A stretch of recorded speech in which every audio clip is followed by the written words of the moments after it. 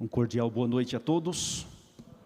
Que a paz de nosso Senhor Jesus, o amor de Deus e a comunhão do Espírito Santo esteja com cada um de nós nessa noite. E é uma alegria, gente, que banquete, hein? Que banquete.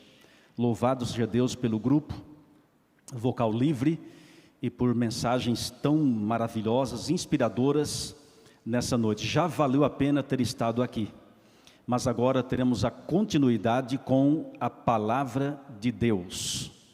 E eu me alegro ao retornar aqui. Ontem pela manhã, nos dois cultos, às 8 da manhã e às 10h30, já fizemos a parte introdutória dessa semana especial.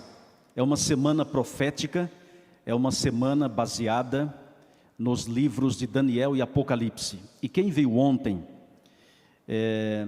ficou sabendo que nossa semana vai se basear em Daniel capítulo 7, em paralelo com Apocalipse 12 e Apocalipse 13. E todas as noites estaremos abordando temas especiais e cada um é como que um elo de uma grande corrente.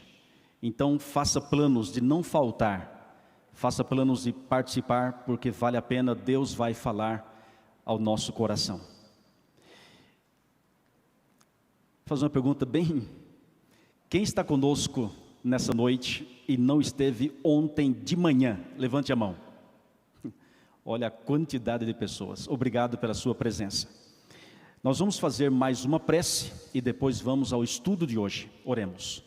Pai Celestial, Criador dos céus e da terra, Rei dos reis e Senhor dos senhores, te louvamos e te exaltamos por tua graça, por tua misericórdia, e pelo sangue de Jesus que nos purifica de todo o pecado. Obrigado pelo teu sacrifício na cruz, obrigado por tua morte, pelo sepultamento e pela ressurreição. Obrigado por tua intercessão e pela esperança da tua breve volta a essa terra, quando vai colocar um ponto final na dor, nas lágrimas, no sofrimento e na morte. E assim como ouvimos essa última música, nosso desejo é chegar lá e que absolutamente nada atrapalhe a nossa salvação.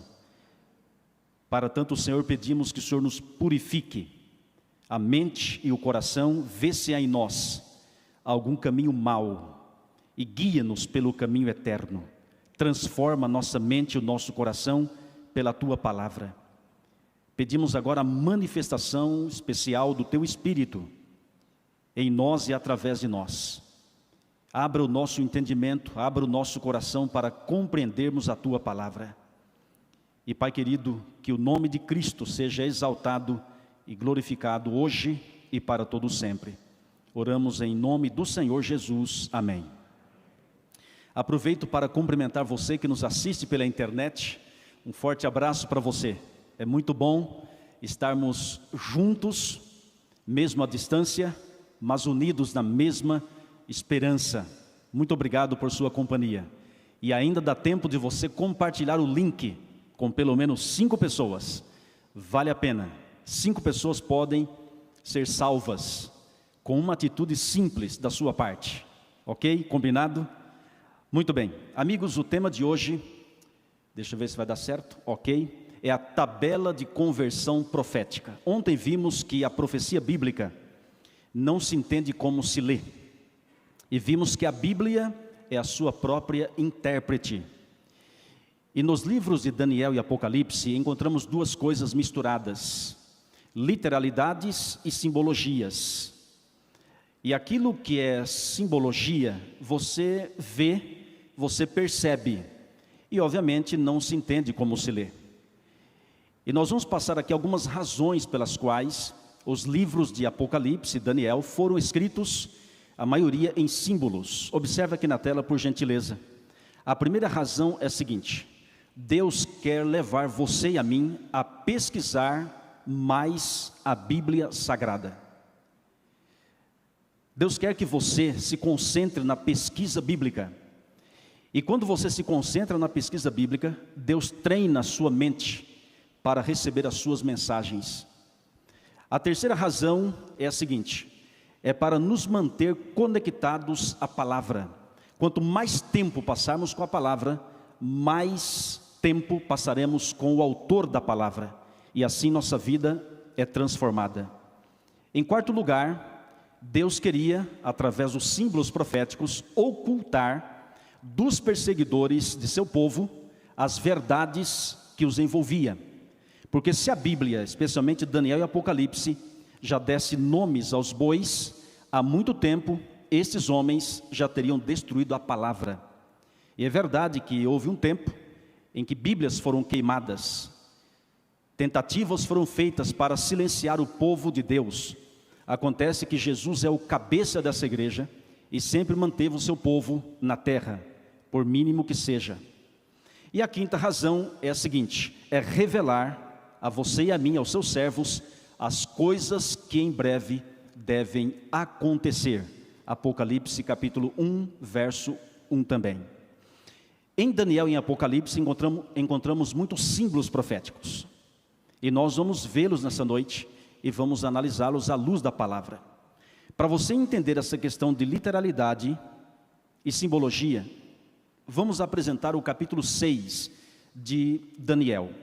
Em Daniel capítulo 6, há o relato de Daniel sendo fiel a Deus, um homem de oração, um homem que adorava exclusivamente o nosso Criador. Mas homens malignos, invejosos, tramaram destruí-lo. E de acordo com o capítulo 6, Daniel foi lançado na cova dos leões. E ao ser lançado na cova dos leões, foi devorado pelos leões. Certo ou errado? Graças a Deus que Deus enviou seus anjos para protegê-lo. E os anjos tornaram como gatinhos, ou seja, inofensivos. Agora eu pergunto, aqueles leões eram leões de fato ou eram símbolos proféticos? Eram leões. Veja isso no capítulo 6. Agora, abra sua Bíblia, por gentileza, no capítulo 7 de Daniel. E você vai ver um leão que não é leão. Olha que interessante. Abra a Bíblia em Daniel capítulo 7 e vamos para o verso 1.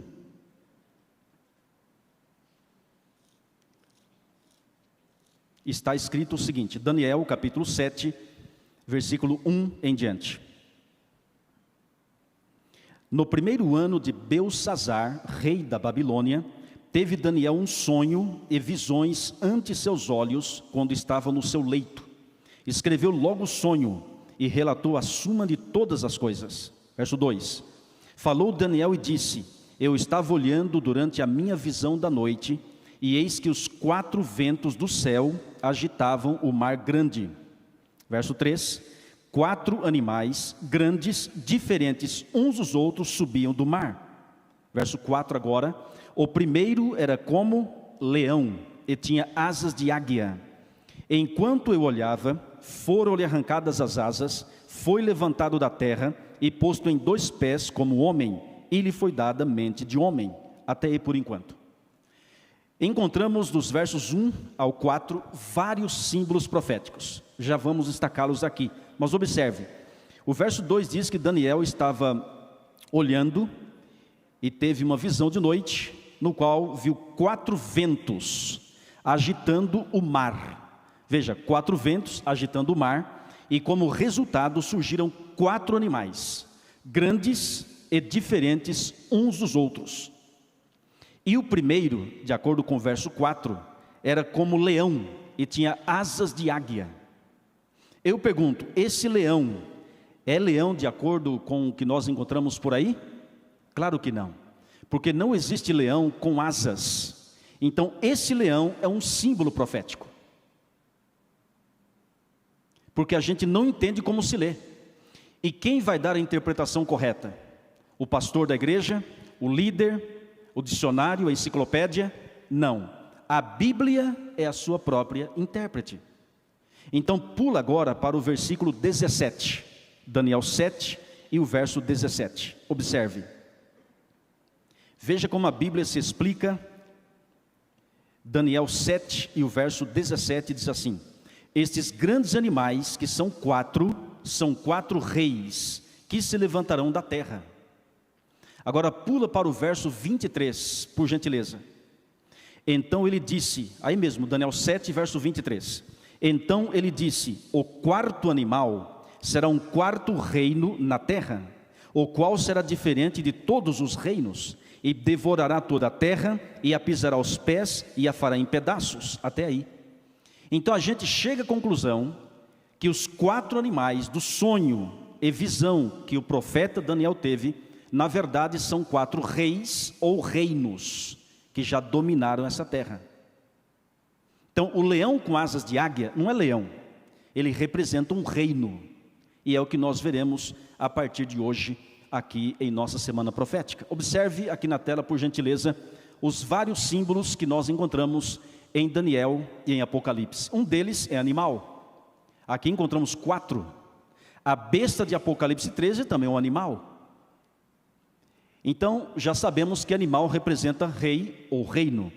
Também encontraremos outro símbolo, que é mulher. Ontem na introdução apresentamos as duas mulheres do Apocalipse. Apocalipse 12, que fala da mulher e do dragão, e Apocalipse 17, a mulher impura, infiel, a mulher prostituta. E já vimos que mulher representa igreja. Se são duas mulheres, são duas igrejas. Uma pura, uma fiel, uma verdadeira, e outra falsa. Só que a falsa, como nós apresentamos ontem, ou como a palavra apresentou ontem, é mãe das meretrizes e das abominações da terra. Ou seja, se a mãe é uma igreja, as filhas também são igrejas. Ok? Avançando. Outro símbolo é o mar. Mar ou águas. Você observou que os 4 animais, eles surgem do mar, assim como a besta do Apocalipse 13.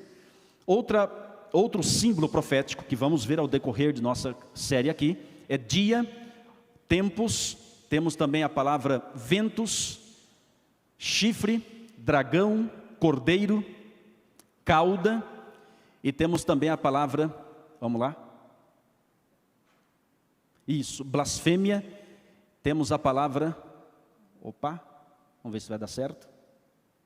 Estrelas e a própria palavra Apocalipse. O que significa tudo isso? Bom, colocando aqui na tela, animal significa rei ou reino. Mulher representa igreja. E o mar? E isso, o povo já está afiado. Mas para aqueles que ainda não estudaram, abra sua Bíblia em Apocalipse capítulo 17 e o verso 15. E observe como a Bíblia se explica. Apocalipse capítulo 17 e o verso 15. Você que está nos assistindo pela internet, muito obrigado por sua companhia. Abra sua Bíblia no livro do Apocalipse capítulo 17, verso 15, para vermos o significado profético da palavra mar ou águas. Apocalipse 17, verso 15 diz assim: falou-me ainda, as águas que viste, onde a meretriz está assentada, são povos, multidões, nações e línguas. Então olha aqui na tela, por gentileza. Mar ou águas são povos. Amigos, tantos 4 animais de Daniel 7, como a besta do Apocalipse 13, vem do mar. Ou seja, de povos, multidões, nações e línguas. Existem povos, multidões, nações e línguas que estão servindo a besta, que estão adorando a besta. E milhares dessas pessoas não sabem, estão sendo enganadas. Mas pela graça do Senhor, você e eu vamos saber essa verdade para não cairmos no mesmo erro, na mesma mentira. A palavra dia, de acordo com o livro de Números, capítulo 14, verso 34, vamos lá? Não vamos ler todos, alguns a gente vai mencionar aqui para ganharmos tempo, mas alguns eu faço questão para você entender. Números capítulo 14, verso 34, diz assim. Números capítulo 14 e o versículo 34.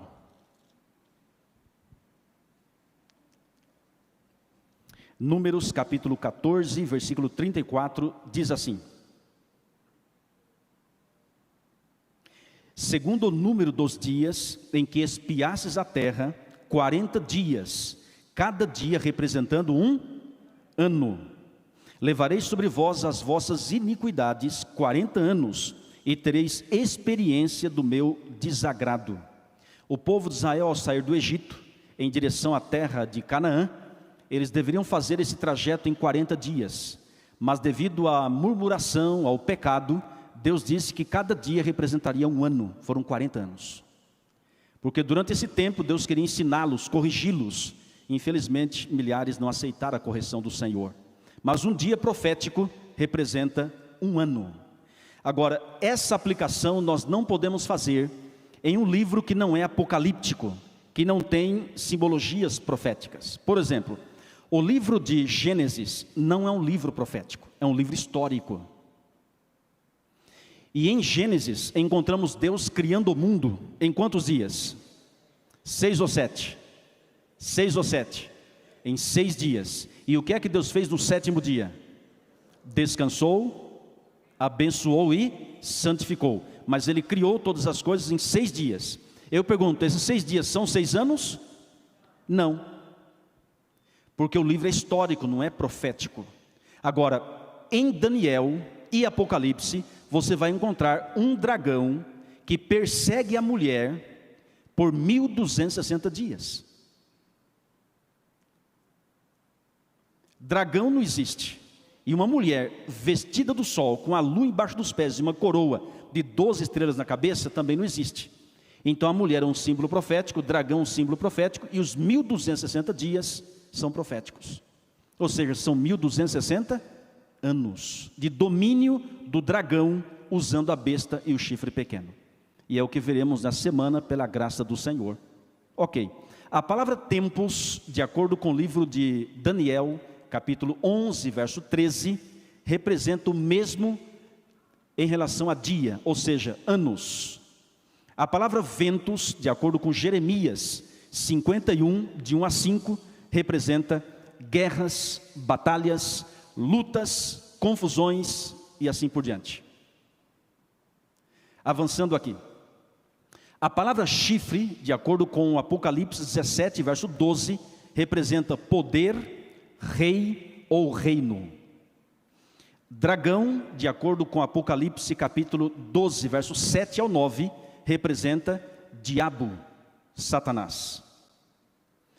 E a palavra cordeiro, quem representa o cordeiro na Bíblia? Esse nome você pode falar com alegria. Cordeiro, cordeiro, cordeiro. Quando João Batista estava batizando as pessoas no Rio Jordão, de repente Jesus vem em direção a ele e, inspirado pelo Espírito Santo, disse: eis o Cordeiro de Deus, que tira o pecado do Raimundo. Tira ou não tira? Quem é que tira o meu pecado? E quem é que tira o seu pecado? Amigos, não é a sua boa conduta, seu bom comportamento e nossa obediência que tira o nosso pecado. É única e exclusivamente o sangue de Jesus, o sangue do Cordeiro. E por que Jesus é chamado de Cordeiro na Bíblia? Se você vivesse na época de Moisés, ou na época do Antigo Testamento, e você cometesse um pecado, você mentiu. Mentira é pecado. O Espírito Santo toca no seu coração, você se arrepende. E ao se arrepender, deveria obviamente confessar e abandonar o pecado. Mas ao confessar o pecado, você não o faria em nome de Jesus. Por quê? Ele não tinha vindo ainda. Mas sem Jesus você não tinha perdão dos pecados. Então Deus, uma vez, chamou Moisés no Monte Sinai e falou assim: Moisés, é o seguinte, eu quero que você faça aí na terra um santuário de acordo com o modelo que eu vou te apresentar aqui nesse monte. Vou dar uma visão para você e vou mostrar o santuário do céu e você faz um na terra. Combinado, Moisés? Ok. E Moisés fez um santuário na terra. E nesse santuário havia o pátio, havia o lugar santo e o lugar santíssimo. E esse santuário era uma tenda portátil, onde o povo de Deus passava, vagueava no deserto, eles armavam essa tenda, ou essa igreja no deserto.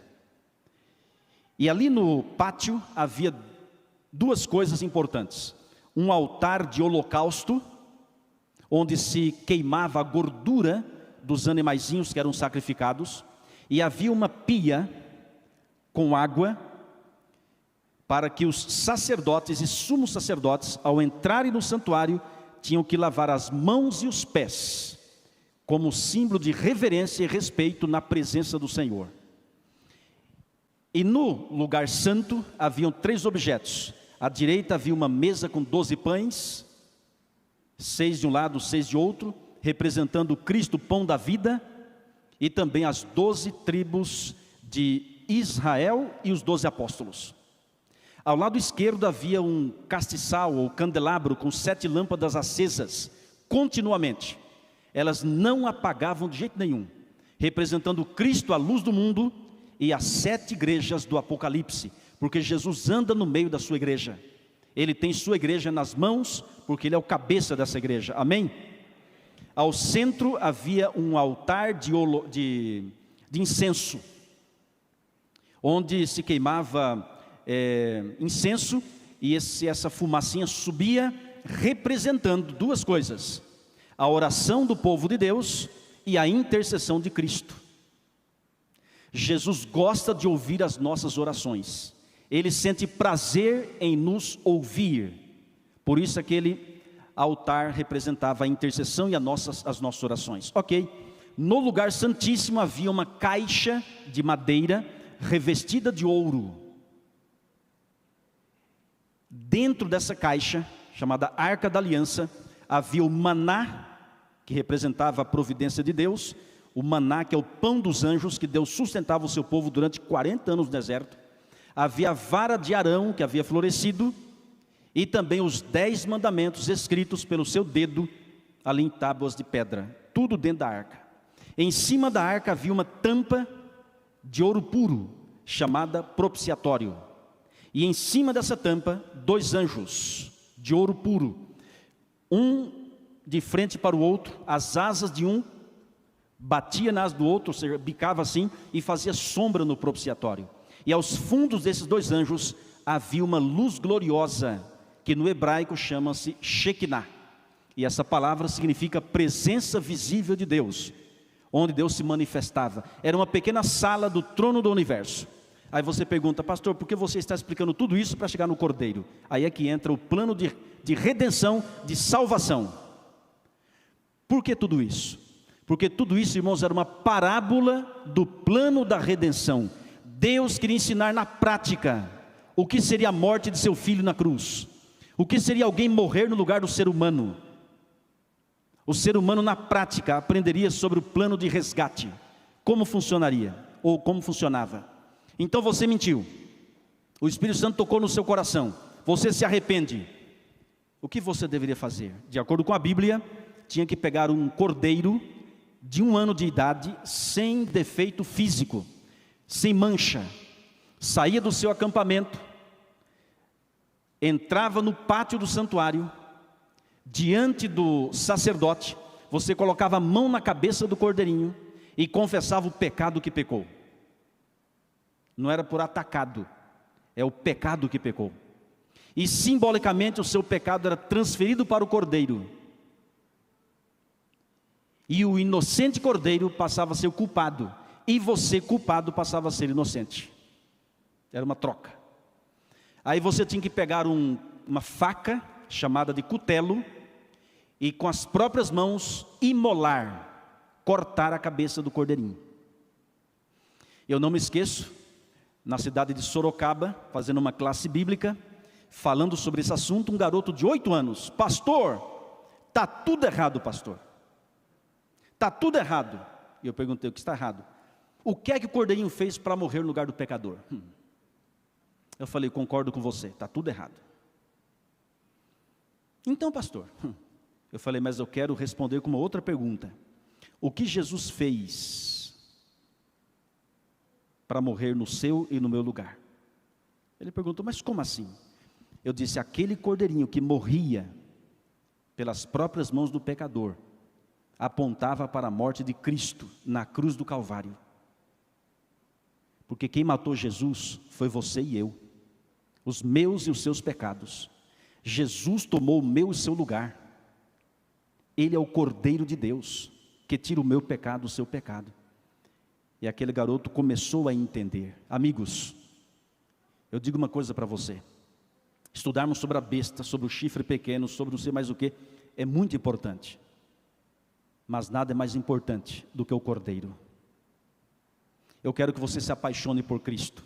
Eu quero que você conheça Jesus. Eu quero que você se relacione com Jesus. Aliás, a maior tragédia de alguém que se diz crente, cristão, é não se relacionar com Cristo. É a presunção, é a confiança em si mesmo. Jesus disse que a vida eterna é esta: que te conheçam a ti como único Deus verdadeiro e a Jesus Cristo a quem enviaste. E para você conhecer uma pessoa, precisa conviver com ela. Para conhecer Jesus é preciso conviver com Ele. E não tem outro método a não ser Bíblia e oração. Claro que através da natureza, enfim, mas a Bíblia e a oração, você se conecta com o Cordeiro, com Cristo. E quanto mais tempo você passar com Cristo, mais semelhante a Ele você se tornará. Amigos, Jesus é o Cordeiro. É Ele que tira o seu pecado, é Ele que nos purifica de todo o pecado. A Ele a honra, a glória e o louvor, hoje e para todo sempre. Quem crê, diga amém. Avançando aqui, Cordeiro, o Senhor Jesus Cristo. Até destacamos ali. Agora, irmãos, o que representa a cauda do dragão? Exatamente, está conectado, hein? Parabéns. Irmãos, muitas pessoas pintam o diabo como uma figura grotesca, com 2 chifres, com pé de bode e com um rabo, uma cauda, uma seta na ponta e um garfo na mão para cutucar os ímpios no suposto inferno. Mas de acordo com a Bíblia não é assim. Era um anjo perfeito, se tornou imperfeito. Era bom, se tornou mal. Era fiel, se tornou infiel. Se corrompeu. Se tornou príncipe das trevas, o enganador, e assim como a Bíblia descreve. E Satanás quer que as pessoas pensem, imaginem e preguem que ele seria essa figura grotesca, porque quando aparecer, todo mundo corre. Mas irmãos, cuidado, o diabo nunca aparece como é. Ele sempre se disfarça e usa as coisas mais belas, atrativas, estuda nossa conduta e prepara uma armadilha, e prepara uma tentação personalizada.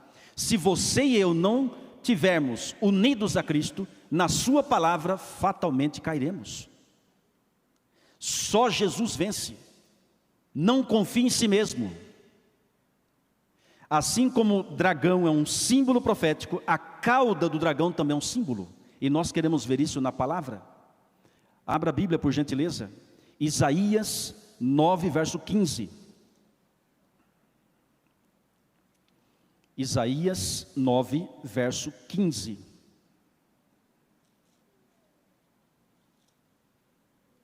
Preste atenção, você que nos assiste pela internet, eu quero que você abra a Bíblia, ou no seu smartphone, no seu tablet, mas de alguma forma, por gentileza, acompanhe conosco.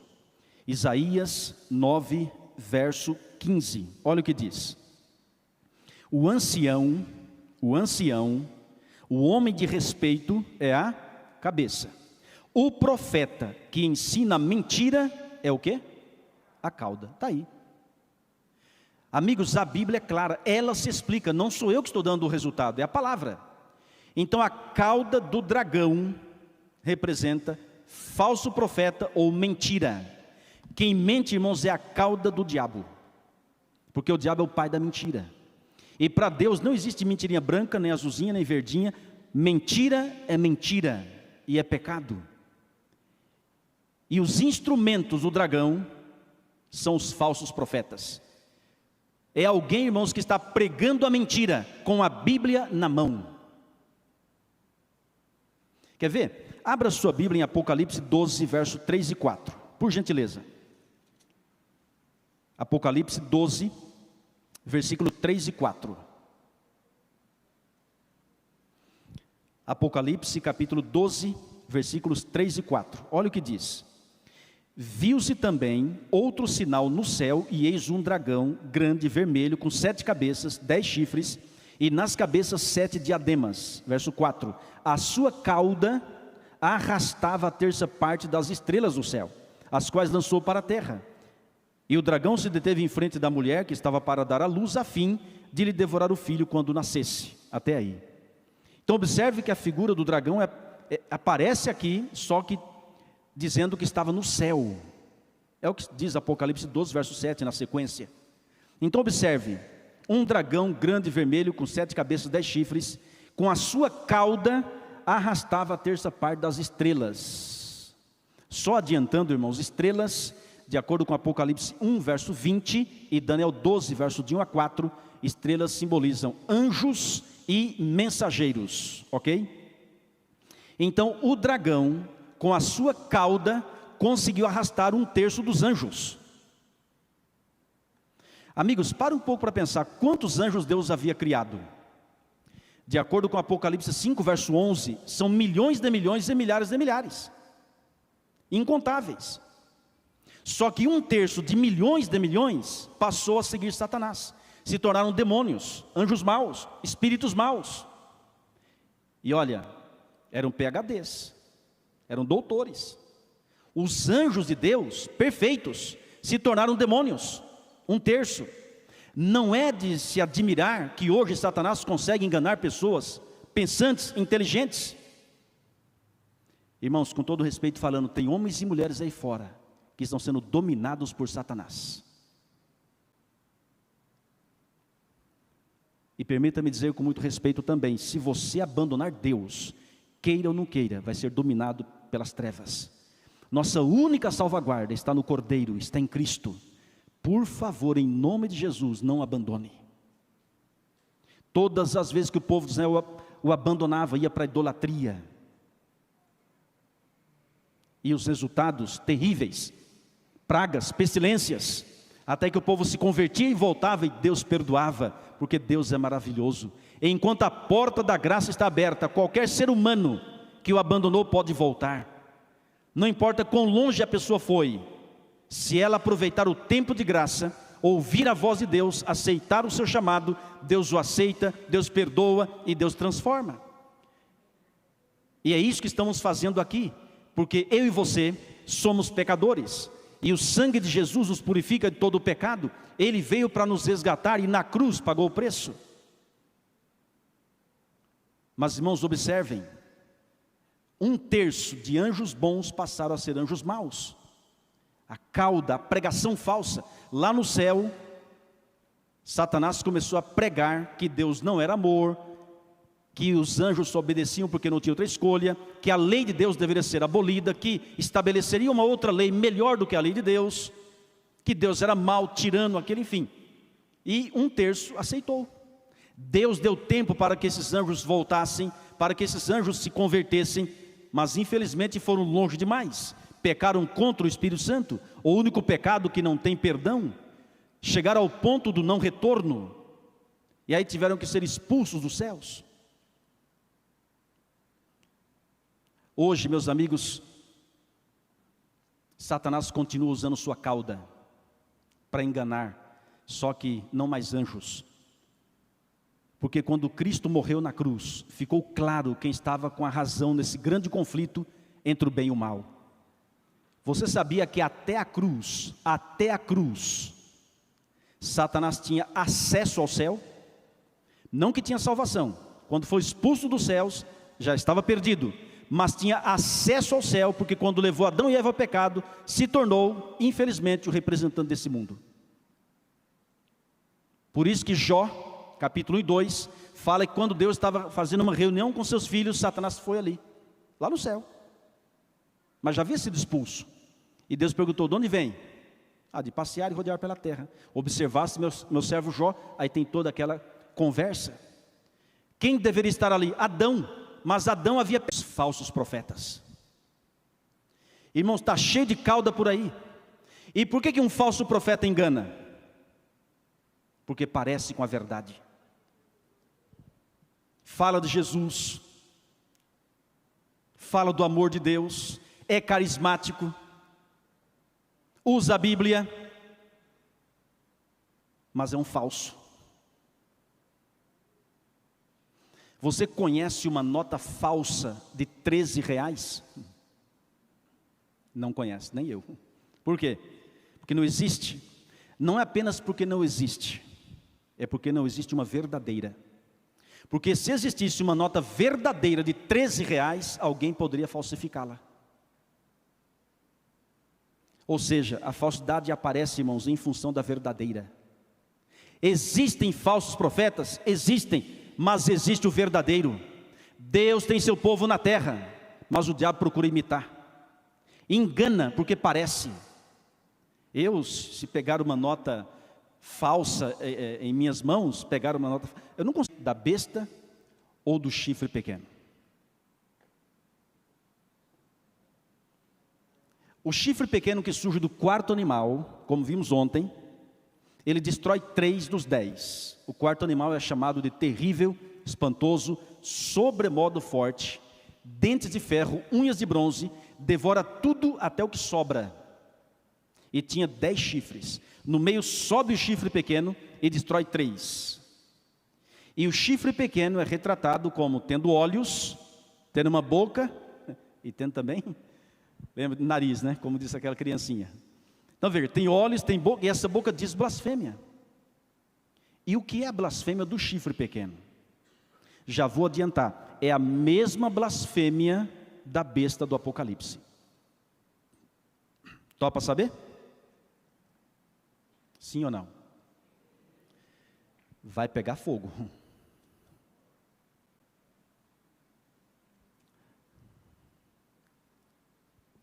Podemos falar aqui toda a verdade, meus amigos? Então abra sua Bíblia.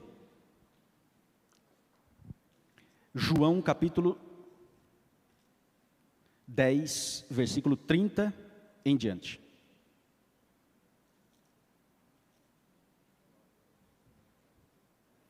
João, aqui está, capítulo 10, e o versículo 30 em diante.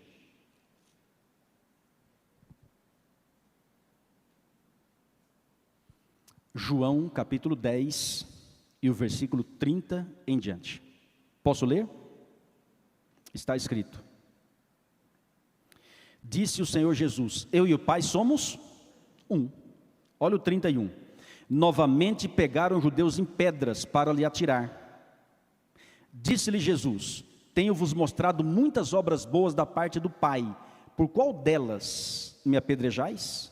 Responderam-lhe os judeus: não é por obra boa que te apedrejamos, assim por causa da blasfêmia? Pois, sendo tu homem, te fazes Deus a ti mesmo. Até aí. Olha para cá, por gentileza.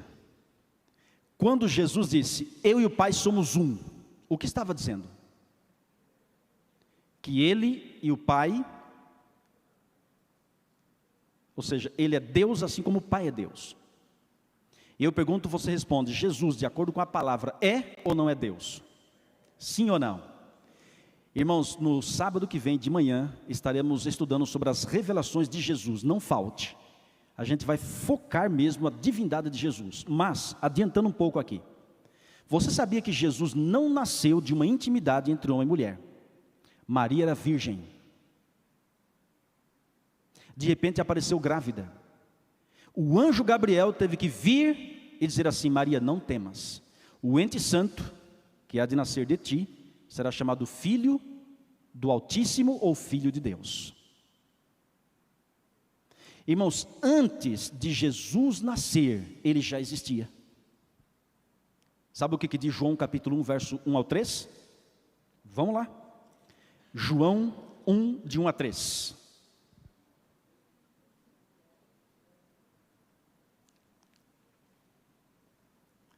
Olha, gente, que gostoso ouvir esse barulho sagrado, né? Folhas da palavra.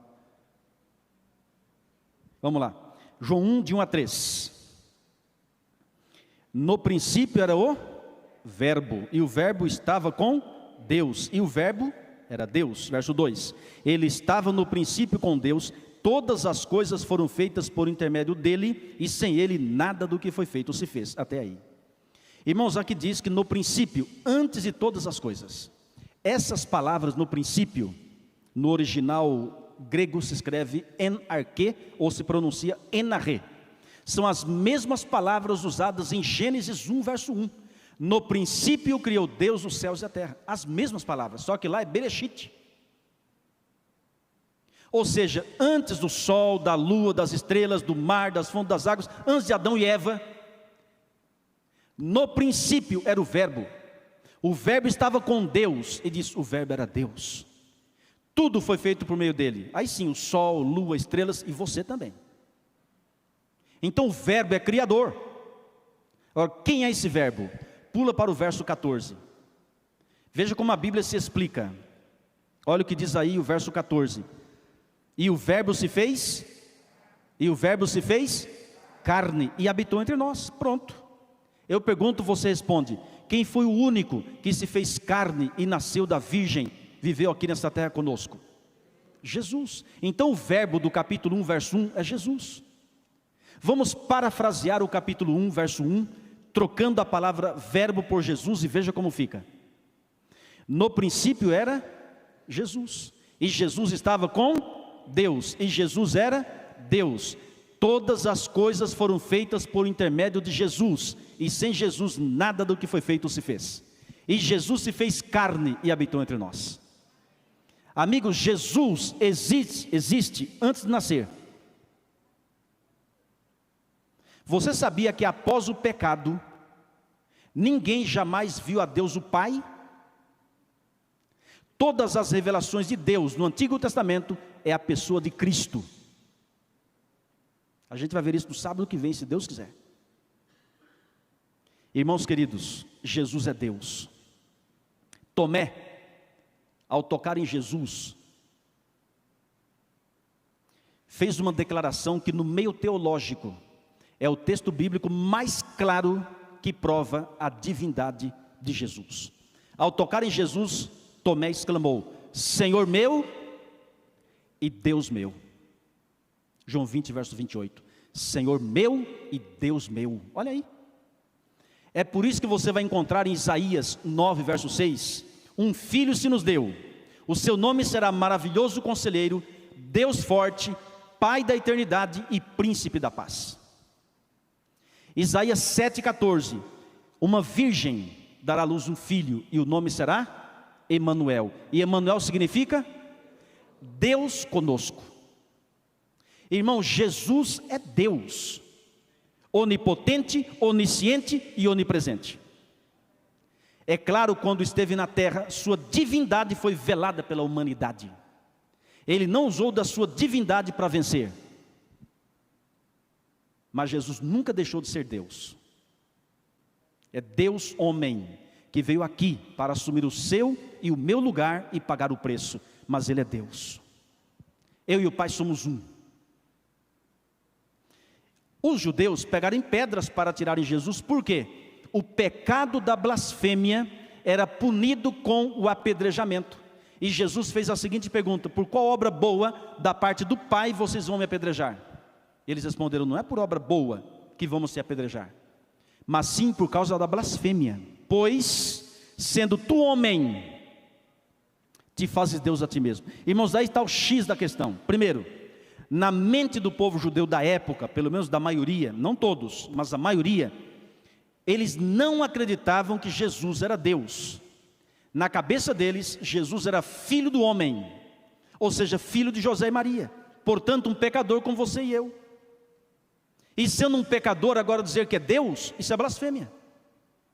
Só que Jesus, irmãos, é Deus. Ele tem autoridade para dizer que eu e o Pai somos um.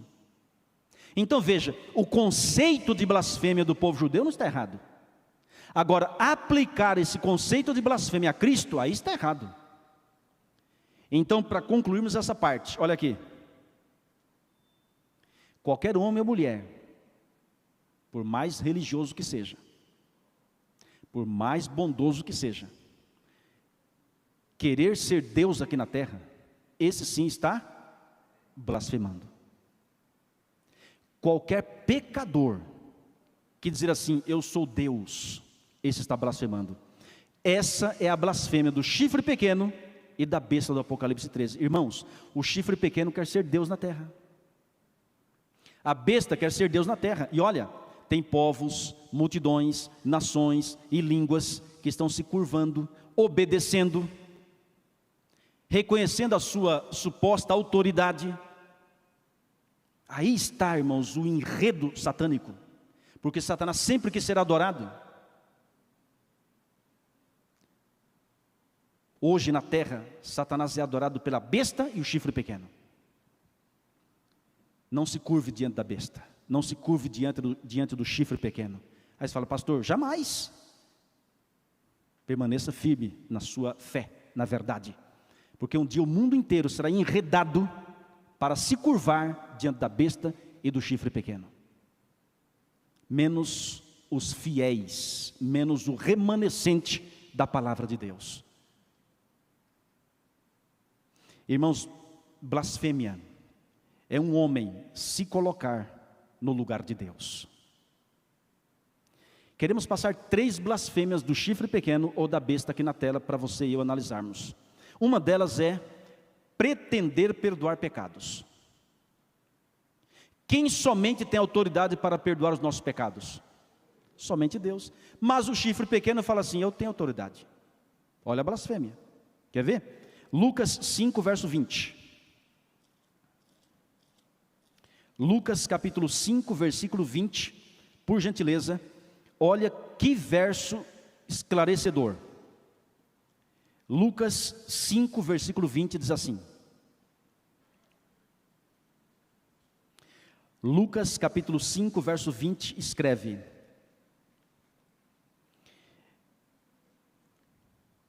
posso ler? Lucas 5, verso 20. Vendo-lhes a fé, Jesus disse ao paralítico: homem, estão perdoados os teus pecados. Olha o 21. E os escribas e fariseus arrazoavam dizendo: quem é este que diz blasfêmias? Quem pode perdoar pecados senão Deus? Enfim, está aí. Irmãos, um paralítico, descer um paralítico pelo teto. Não conseguiram chegar por outro modo. Mas Jesus parou, ouviu e atendeu. E disse: perdoados estão os teus pecados. O que mais aquele paralítico queria não era cura física. Ele tinha uma consciência culpada, irmãos, terrível. E ele sabia que estava assim devido aos seus pecados. O que ele queria era o perdão. Se saísse dali sem ser curado fisicamente, mas espiritualmente perdoado, curado, estava em paz. Só que Jesus fez as duas coisas. Perdoou, curou espiritualmente e curou fisicamente. Porque Jesus é Deus. Ele pode todas as coisas. O que Ele quiser, Ele faz. E tudo o que Ele quer é o nosso bem. Mas os fariseus, quem é este que diz blasfêmias? Quem pode perdoar pecados senão Deus? Irmãos, é claro que é só Deus que pode perdoar. Mas Jesus é Deus. Agora o chifre pequeno vem, a besta vem e fala assim, ó, eu te perdoo. Isso é blasfêmia. Outra blasfêmia é aceitar a adoração de homens. Irmãos, quem somente é digno de toda a nossa adoração? Somente Deus. Mas tem muita gente se curvando diante da besta. E quando eu falo se curvando, irmãos, não necessariamente apenas se ajoelhar, também. Mas você não adora Deus apenas ajoelhado. Nós adoramos Deus sentado, deitado, obedecendo. Tem gente que não tem condições de se ajoelhar, mas adora Deus como você e eu. Recentemente batizamos um cadeirante lá em Interlagos. O homem dava glória a Deus dentro do tanque batismal. Feliz da vida, era um ateu, era um promovedor do ateísmo. E em Brasília, de São Paulo para Brasília, para promover o ateísmo, eu tenho história dele. Mas se converteu e adora o Criador, amém? Ele não tem condições praticamente de se ajoelhar, e outros que não têm, mas ele adora a Deus. Então, adorar Deus não é uma questão apenas de se ajoelhar. Se você tiver condições, é a melhor posição, de submissão ao Criador. Agora, sentado, deitado e com a sua obediência, fé, oração e leitura da Bíblia, estamos adorando o Criador. E como é que a besta é adorada? Alguém se ajoelha, sim, mas também reconhecendo sua, entre aspas, autoridade, obedecendo-lhe as suas leis, É assim que o diabo vai envolver o mundo todo em suas malhas, menos aqueles que por sua graça e misericórdia aceitarem a seguir a verdade, a viver a verdade. Você fala assim, pastor, será que não tem coisa errada? Quem é que vai se curvar diante do ser humano? Quem é que vai se curvar diante de um... Mas infelizmente, irmãos, o mundo está caminhando para isso, mas que não seja você e nem eu.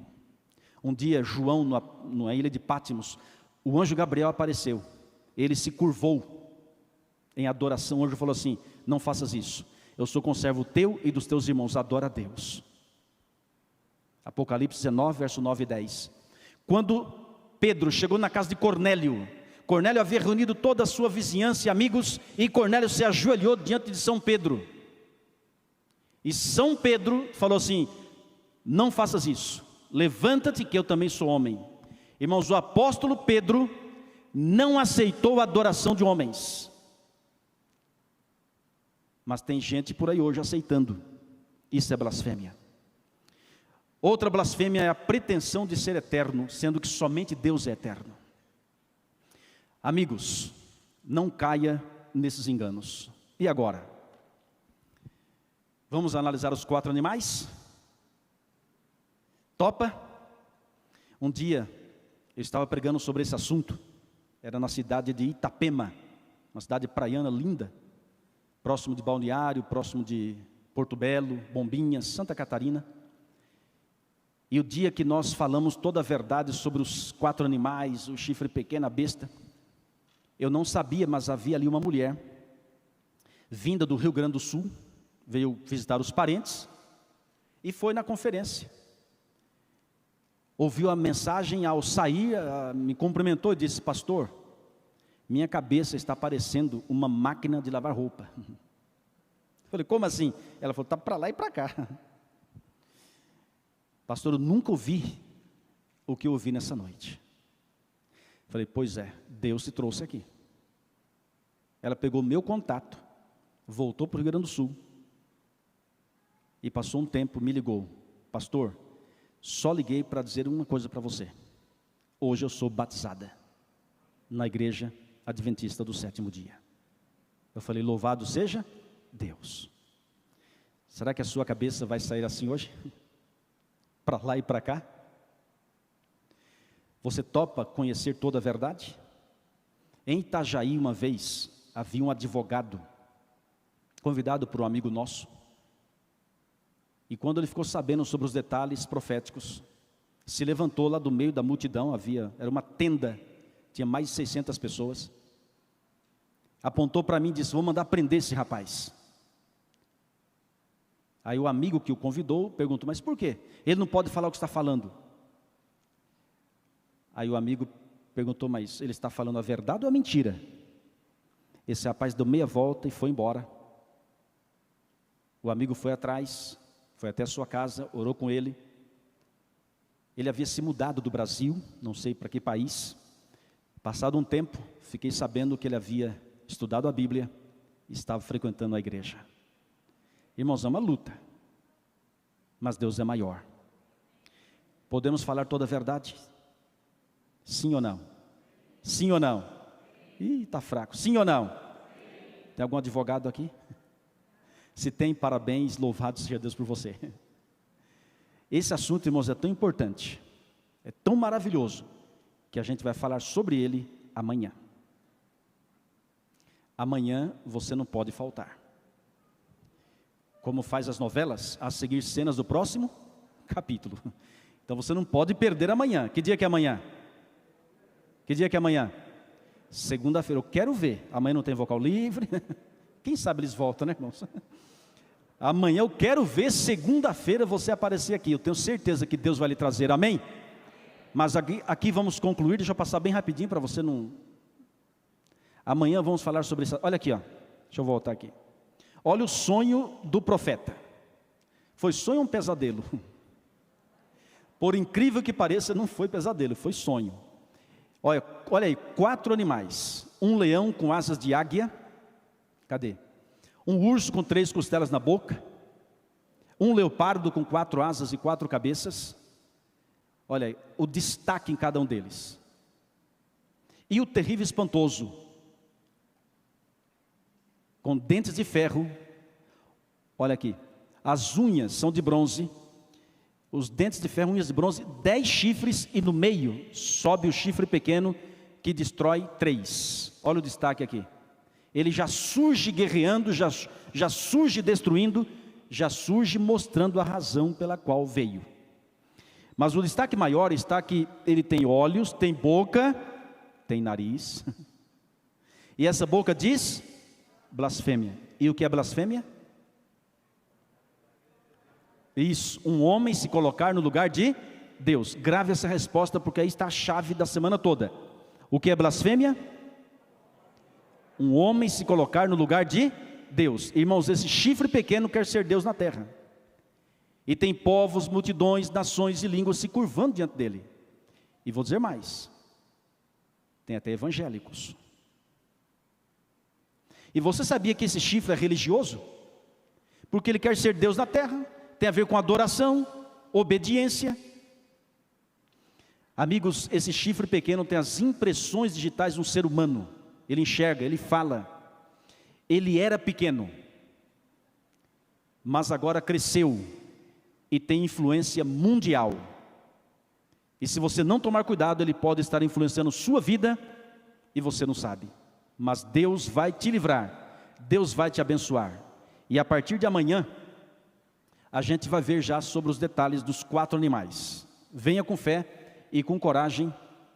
Deixa eu passar bem rapidinho aqui, olha aí. A partir de amanhã, em nome de Jesus, vamos estudar muitas coisas maravilhosas.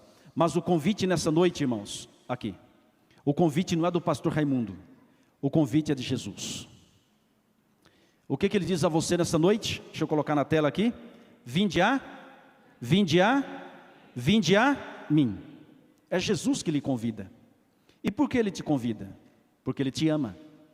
Porque ele tem a solução para os seus problemas. Ele tem, irmãos, o que você precisa. Ele tem paz. Ele tem amor. Aliás, não é apenas que tem, ele é paz. Ele é o amor. Ele é a graça. Ele é a esperança. É o caminho, a verdade e a vida. É o pão da vida. É a luz do mundo. Jesus é a ressurreição e a vida. É a rocha eterna. É a pedra angular. Jesus é o Cordeiro de Deus. Ele é tudo para você. E nessa noite ele fala: vinde a mim, meu filho. Eu tenho planos na sua vida. Eu quero fazer de você um vencedor. Mas a escolha é sua. A escolha é de cada um. Deus não força você. É você que deve tomar a sua decisão. Hoje, se ouvirdes a sua voz, não endureçais o vosso coração. Hoje é dia de você decidir ao lado da verdade. Você que ainda não é batizado, Deus o chama a enterrar o passado e renascer para uma nova vida em Cristo. Ele morreu por você. Ele pagou o preço na cruz do Calvário. E Ele quer fazer de você um vencedor. Tirar a vingança, o desejo de vingança, o ódio, o orgulho. Quer dar a você um novo coração. Só Jesus, irmãos, pode limpar, porque a natureza humana é tenebrosa. No Getsêmani, o cordeiro começou a se angustiar, chegou a transpirar sangue, tamanha angústia, ao tomar sobre si os meus e os seus pecados. Foi amarrado, foi rejeitado, coroado com uma coroa de espinhos, foi zombado, amarraram-no em um poste, em um local chamado pretório, e deram 39 chicotadas nas costas do Senhor Jesus. Na ponta dos chicotes em alguns haviam metais, e os homens brutos, controlados pelas trevas, davam com tanta força, que as carnes de Jesus eram arrancadas. Quando eu era pequeno, minha mãe me levava nessas procissões, especialmente na época da Páscoa, e a gente via aquela encenação da morte de Jesus. Minha mãe falava: filho, não chore, porque Jesus não sofreu, não sentiu dor. E eu tentava não chorar, mas eu, depois de estudar a palavra, entendi, irmãos, que ele sofreu sim, sentia dor sim, se angustiava sim. Ele sofreu por você, ele pagou o preço, tudo por amor a você e a mim. A morte do Cordeiro não foi morte comum, foi morte vicária, nos substituiu, carregou uma pesadíssima cruz nas costas e foi levantado entre o céu e a terra, tudo por você e tudo por mim.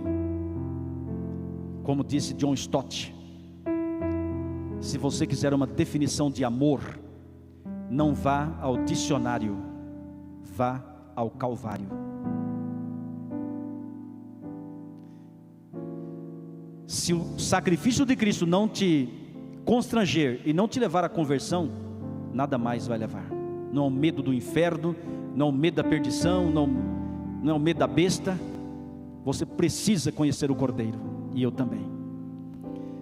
As suas mãos foram cravadas, mas ao terceiro dia, irmãos, aleluia, aleluia, Senhor, Jesus ressuscitou, Ele está vivo, e vou dizer mais, Ele está aqui no meio de nós.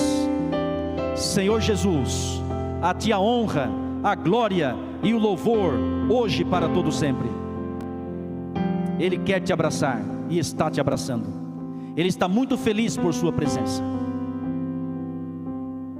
Olhe para Jesus, ressurreto, vencedor e prestes, pronto para voltar a essa terra. Ah, meus amigos, que dia maravilhoso! Como Rei dos Reis e Senhor dos Senhores, Jesus virá. Isso não é balela, não é joguete de palavras. Como mencionamos ontem, vou repetir, em nome de Jesus, todas as profecias com respeito à primeira vinda se cumprirão, todas. E todas as profecias com respeito à segunda vinda estão se cumprindo diante de nossos olhos.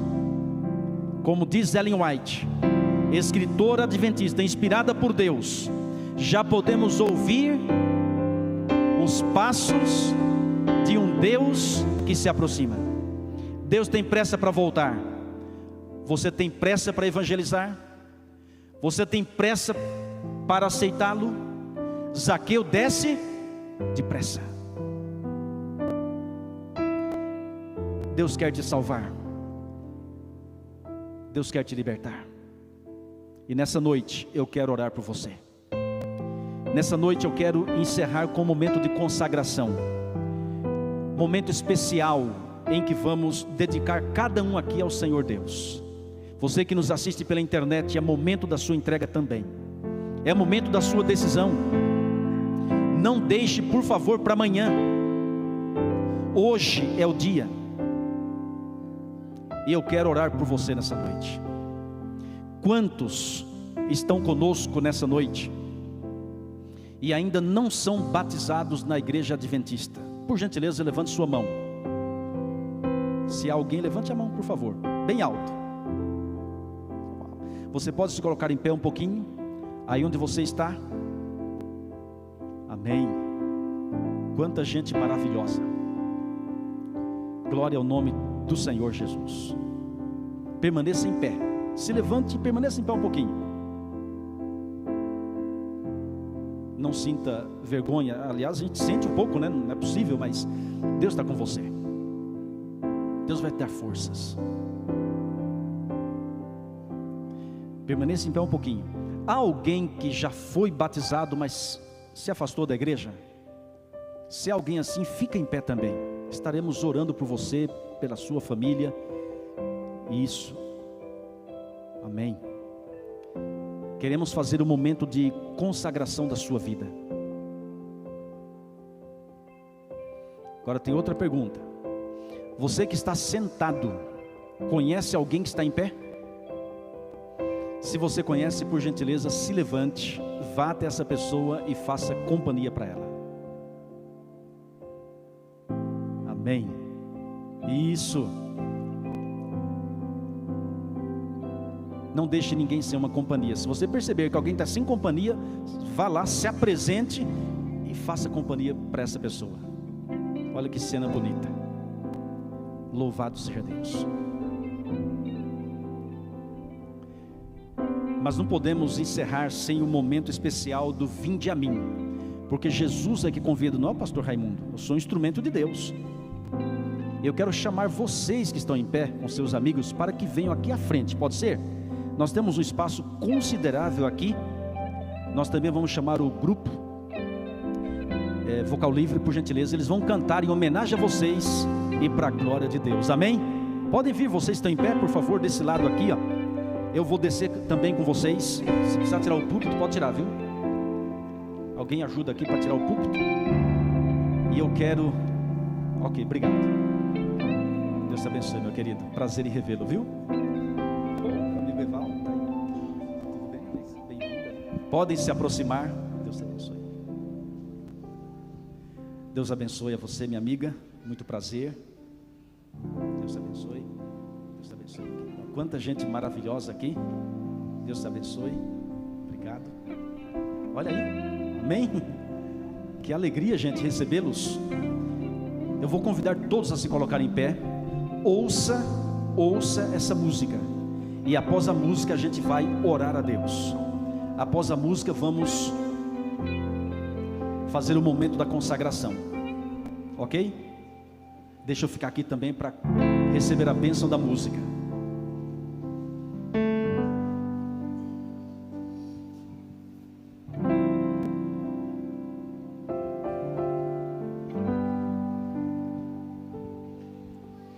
Eu ouvi falar em águas cristalinas, cercadas por montanhas majestosas, exibindo a vegetação.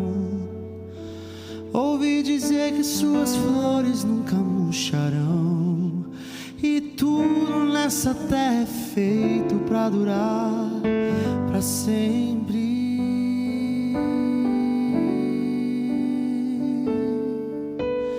Quanta alegria penso nos meus filhos, brincando até bem tarde com os seus amigos no nosso jardim.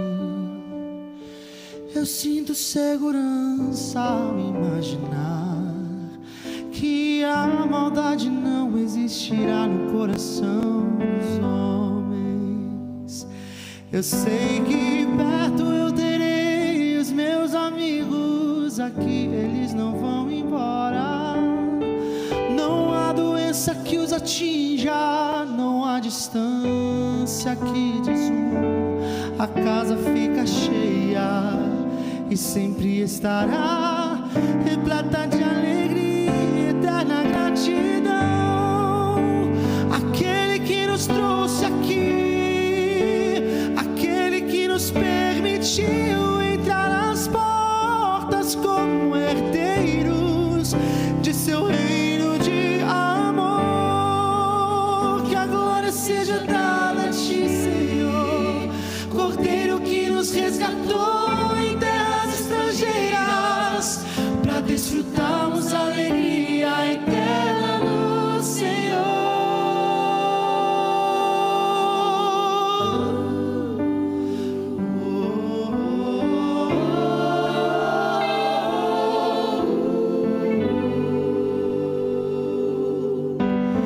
Ouço os moradores com seus instrumentos, tocando com vontade, cantam a mais bela música que eu já ouvi.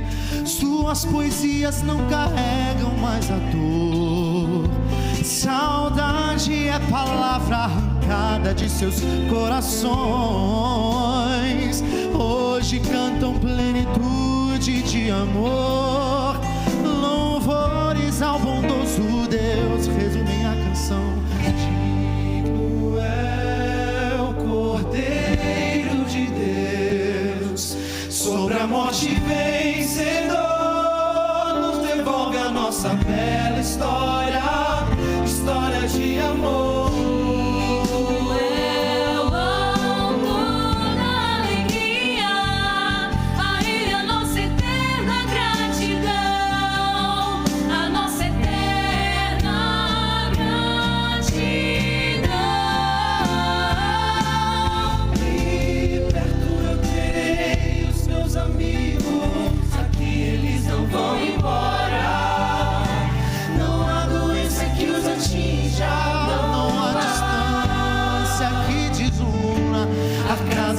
Cheia e sempre estará repleta de alegria, eterna gratidão.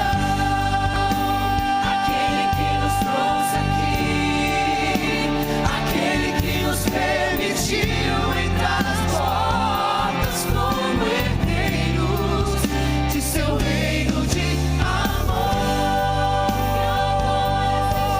Que a glória seja dada a ti, resgatou em terras estrangeiras, pra desfrutarmos a alegria eterna do Senhor.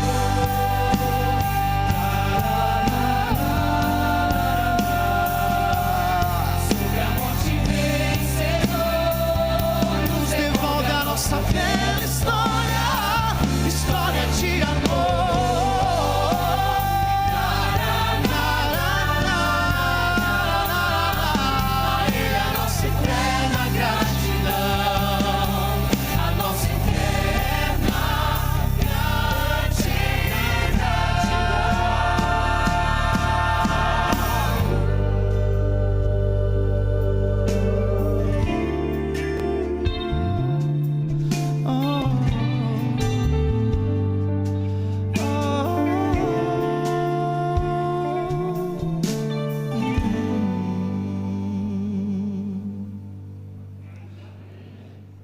Amém?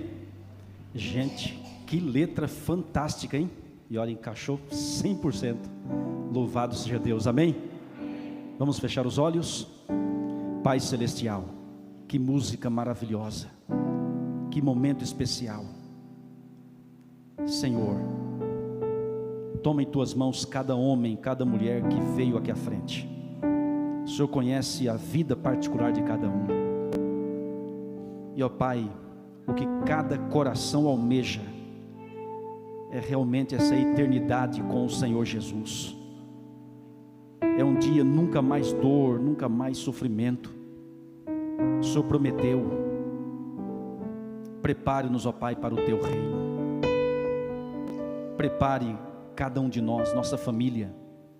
Nos livre do mal, nos livre do pecado e da perdição. Fortaleça-nos na fé e na comunhão. Abençoe a toda a tua igreja, abençoe o vocal livre.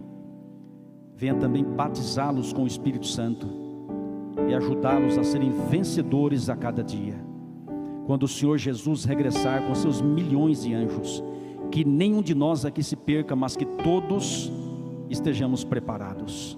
Ao sairmos daqui, Senhor, pedimos que saias conosco, nos proteja, nos dê uma semana excelente. Amanhã, segunda-feira, Senhor, nos traga de volta para juntos estudarmos a Tua Palavra. Oramos em nome do Senhor Jesus Cristo. Amém. Amém. Muito obrigado, parabéns a vocês porque vieram